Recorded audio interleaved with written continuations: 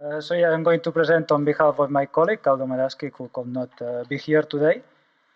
And the context of the presentation is on subsurface and geoenergy and geostorage applications, which exploit the subsurface to either store waste or to extract energy, such as CO2 sequestration, where instead of emitting the CO2 at the atmosphere, we are going to inject it underground to avoid greenhouse emissions. Nuclear waste storage, which attempts to remove the waste from the biosphere, or energy geostructures, where what we do is we exploit the geostructures such as foundations and tunnels in order to extract energy from them. Or other applications such as natural gas exploitation, where we modify the reservoir properties in order to improve the permeability and medium characteristics. So what they have all in common, these applications, is that besides the typical hydromechanical coupling that we have in geotechnical engineering, that is the coupling between the pore fluid and the mechanical deformation through the effective stress, is that now we are introducing processes such as temperature, which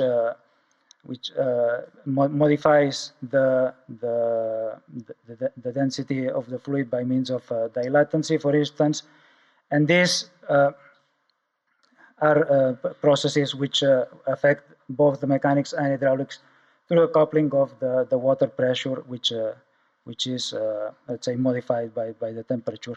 And on top of it, we could have also biochemical interactions, which are due by the solutes that are present in the pore fluid, and this could lead to dissolution or precipitation of the solid components. So now the solid phase is not anymore constant, and it can change, whereby it changes the porosity, and through it also changes the permeability of the material, and so on and so on. So I'm going to present some examples of projects in which these processes are relevant. And the first one is related to the offshore wind farms, where we have the offshore cables that are buried in the subsurface below the seabed. And these are, what they do is they transfer the electricity that is produced in the farms to the shore. And essentially here, the application consisted in monitoring the temperature that is dissipated by the cable in order to understand what is the depth of the burial of the cable. And by monitoring the temperature, what we can do is to understand whether we have anomalies in the depth of burial of the cable, and to know if there is any risk that the cable could be eventually damaged. And for this, with numerical modeling of essentially, in this case, the temperature, conduction, and advection, we are able to monitor these changes. The second application is on carbon capture and sequestration, where what we aim to do is to remove the CO2 that is in the atmosphere and injecting underground in order to avoid the greenhouse effect. And there, what we need is a porous reservoir that has enough porosity and permeability to store the CO2. We are looking for a low permeability formation on top of this reservoir in order to avoid that there are leakages or flow of the CO2 to the overlying aquifers. And all this has to be done at significant depths in order that the CO2 keeps a liquid or supercritical state, so that it's denser and we can store more in less space. And there, what we have are several processes, starting by the injection. What we are going to do is pressurize the reservoir, which is going to lead to the formation of the cap rock that should be monitored. At the same time, the CO2 is going to be at a temperature that is lower than the reservoir, which will induce temperature changes. These changes will deform the cap rock again, and this could lead to straight changes in the nearby faults, which should be monitored in order to avoid any undesired seismic events. And then moving far away from the well there, the CO2 is going to equilibrate the temperature with the one that is in the reservoir in situ. And this, at the same time, is going to dissolve into the brine that is in the reservoir, and this will lead to variations in the chemistry of the reservoir, which eventually could lead to salt precipitation or precipitation of the reservoir itself. And through all of this, the reservoir is going to pressurize because it's full of water. So therefore, once we inject the CO2, we are going to have pressure changes that should be limited. And these processes are not constant over time. So at the beginning, we are going to have these temperature changes due to the different temperature of the fluid that we are injecting. And then over time, as the CO2 dissolves in water, the chemical effects will become more important, up to the point where the CO2 is going to precipitate and in mineral phase.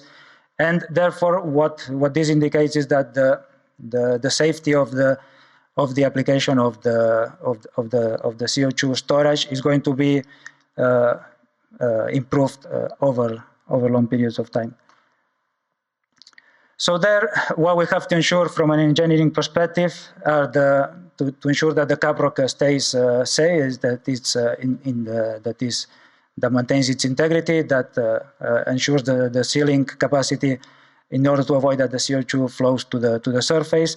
We need to avoid the induced seismicity, and then we have to ensure that the CO2 remains contained over the area that we want to control.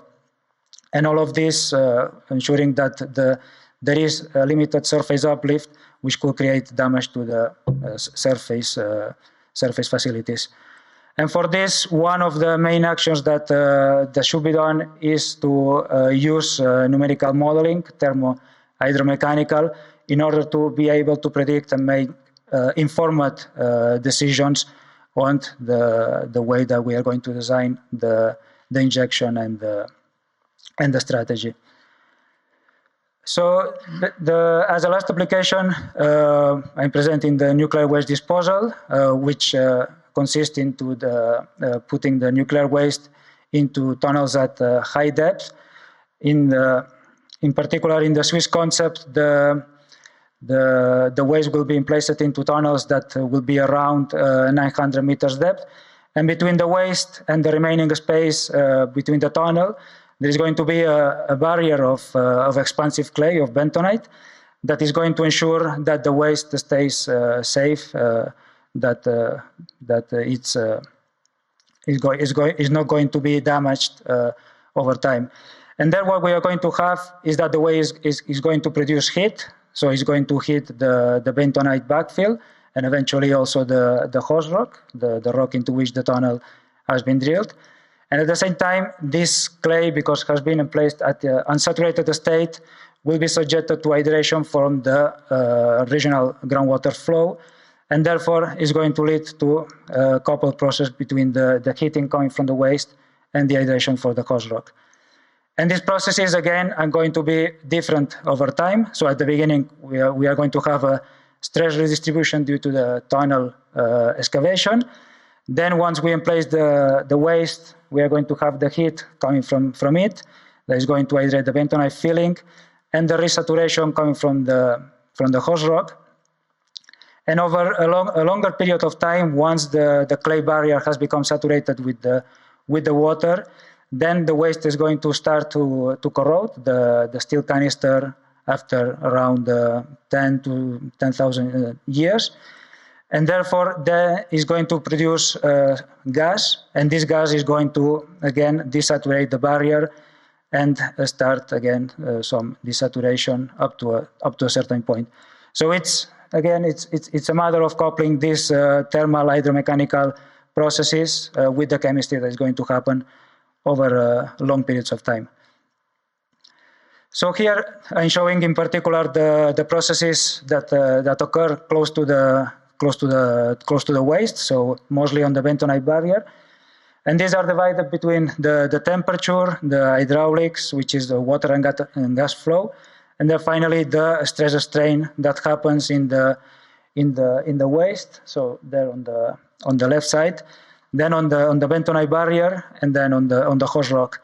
So what we have is essentially at the beginning the heat that will induce heat to the bentonite barrier. This heat is going to produce water evaporation of the water from the expansive clay. This vapor is going to transfer towards the outer part, towards the tunnel, where it will condensate because the temperature is lower, and then this condensation will add up to the water flow that is coming from the host rock. And these water movements are going to affect the mechanical state of the clay because it will be in place unsaturated, and once it uptakes the water, it will tend to swell, and therefore it is going to swell more toward where the water is condensating and is coming from the host rock. And then on the other side, to the clay that is in contact with the canister is going to tend to shrink due to the temperature increase. So this will create this interaction between the mechanical effects. So as an example of a project where we analyze this, and showing here a finite element model that we did for the near field of the unsaturated bentonite, where the objective was to understand what will be the final state of the barrier, which initially is constituted by a pedestal of bentonite blocks that support the canister, and a backfill of granular bentonite, which is a sort of pellets of clay, which are used to fill the remaining space. And the question was to analyze what will happen in the long term once the water has hydrated the bentonite, whether this will tend to homogenize, and what will be the stress state in the long term. And for this, we used a constitutive model especially developed for this application, because the bentonite will be placed in unsaturated state. And the water retention model here considered not only the water that can freely flow in the porous space, but also the water that is adsorbed to the clay particles. And then the yield surface, so the elastic domain, is modified by the actual state of saturation and of the temperature. So the preconsolidation pressure depends on these two variables. And so this is an example of the results that we get. So what I'm showing here are three scenarios of what will be initially the distribution of bentonite. The first one, where we assume that there is no segregation on the granular clay. The second one is a segregation case that assumes that during the emplacement, the final backfill has higher density on the top and lower on the bottom, which is because the higher grains tend to go towards the bottom. And then a last one, which explicitly simulates the joints in the tunnel lining, and will analyze what will happen if we have local water inflow from the joints. And at the end, we come up with a certain distribution of the void ratio, which what we see is that essentially the bentonite blocks tend to swell, and the granular bentonite tend to hydrate, and we have these density gradients that are nevertheless much more homogenized with respect to the initial state. And so to conclude this overview of where we apply multiphysical modeling, mostly these are related to energy application, energy and environmental application, where we use the subsurface as a resource. And these most of the times include temperature changes, chemistry changes, and all of these interact with the typically used in geotechnical engineering, the consolidation processes, which are governed by the effective stress. And these models are necessary if we have to analyze these applications that starts to be more and more relevant. And that's it. Thank you very much, and looking forward for any question.